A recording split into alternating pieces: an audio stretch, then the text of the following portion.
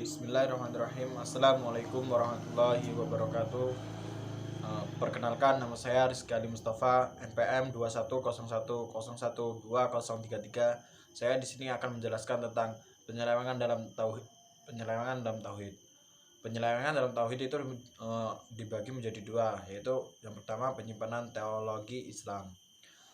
Teologi Islam adalah ajaran tentang Tuhan menurut agama Islam yang dibawa oleh Rasulullah Muhammad SAW yang bersumber dari Al-Quran dan Hadis, yaitu mengajak umat manusia untuk mengesahkan Allah SWT. Yang diantaranya yang pertama yaitu syirik. Syirik adalah lawan kata dari tauhid. Orang yang melakukan perbuatan syirik ini pada dasarnya mengakui adanya Tuhan, tetapi perbuatan mereka menjadi salah. Mereka mengakui bahwa Tuhan itu lebih dari satu, atau mungkin mereka mengakui Tuhan itu esa, tetapi mereka juga mengakui adanya kekuatan lain yang sama dengan Allah, sehingga tidak sepenuhnya percaya akan keesaan dan kekuasaan Allah. Syirik dapat dibagi kepada dua macam, yaitu yang pertama syirik yang nyata dan syirik yang tersembunyi. Sedangkan syirik tersembunyi apabila melakukan sesuatu perbuatan ibadah tapi niatnya dalam hati hanyalah karena ingin pamer. Poin yang kedua yaitu kafir. Kafir secara bahasa berarti menyembunyikan atau menutupi. Sedangkan menurut istilah kafir itu ialah menolak kebenaran dari Allah disampaikan Rasulnya. Menurut pendekatan istilah kafir itu dapat dibagi kepada 4 macam, yaitu yang pertama kafir ilahiyat, yang kedua kafir nubuat, yang ketiga kafir perintah, dan kafir penikmat. Poin yang ketiga yaitu munafik. Munafik adalah orang lahirnya melampaukan sesuatu yang sesungguhnya bertentangan dengan apa yang tersembunyi di dalam hatinya.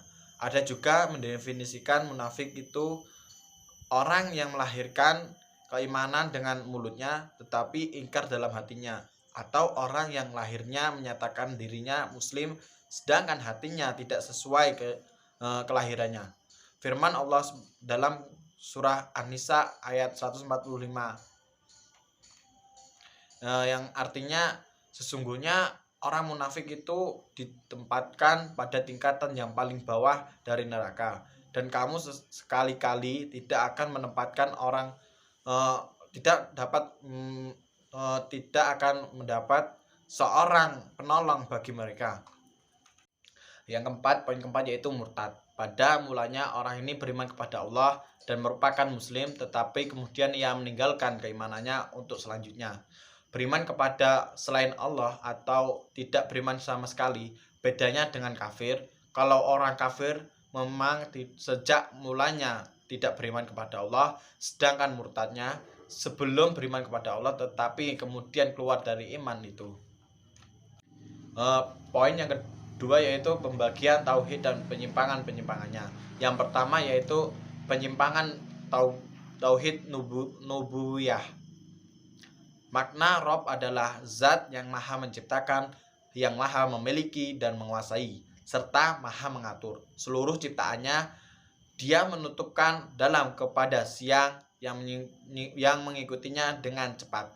Matahari, bulan, dan bintang-bintang tunduk kepada perintahnya. Ingat, hak yang menciptakan dan memerintahkan hanyalah milik Allah. Maha suci Allah, Rabb semesta alam.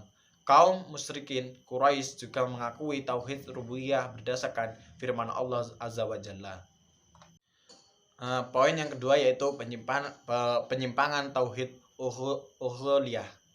Tauhid uluhiyah adalah keyakinan bahwa Allah Azza wa Jalla adalah suatu-satunya zat yang berhak diibadahi dengan penuh ketundukan, pengagungan, dan kecintaan. Dinamakan juga dengan tauhidul ibadah, tauhidul ubuhiyah, karena hamba wajib membumikan ibadahnya hanya kepada Allah Azza wa Jalla semata. Oleh karena itu Allah Azza wa Jalla memerintahkan umat manusia untuk beribadah hanya kepadanya. Karena dia adalah Rabb. Penyimpanan dalam tauhid jenis ini yaitu dengan memalingkan ibadah kepada selain Allah Azza wa Jalla, seperti berdoa kepada kuburan atau ahli kubur, meminta pertolongan kepada jin, meminta barokah kepada orang tertentu, menyadarkan nasibnya kepada benda tertentu seperti batu, jimat, cincin, keris, dan semacamnya. Poin yang ketiga atau yang terakhir yaitu penyimpangan tauhid asma wa sifat. Hanya memiliki Allah asmaul husna, maka berdoalah kalian kepadanya dengan menyebutkan dan tingkatkanlah orang-orang yang menyimpang dari kebenaran dan nama-namanya. Padahal telah disebutkan dalam Al-Quran atau dalam hadis as-sallallahu alaihi wasallam yang sahih, yang menyempurnakan sifat-sifat Allah Azza wa Jalla dengan sifat-sifat makhluknya, menyelewengkan atau mentafiil makna asmaul husna yang berkunjung pada penindaan sifat-sifat Allah Azza wa Jalla, menentukan cara dari sifat Allah Azza wa Jalla yang bermuara kepada penyerupaan dengan makhluknya.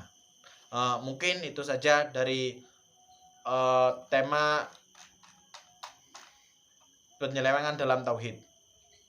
Bila ada salah kata atau kurang tepatnya materi saya, mohon dimaafkan. Saya akhiri. Wassalamualaikum warahmatullahi wabarakatuh.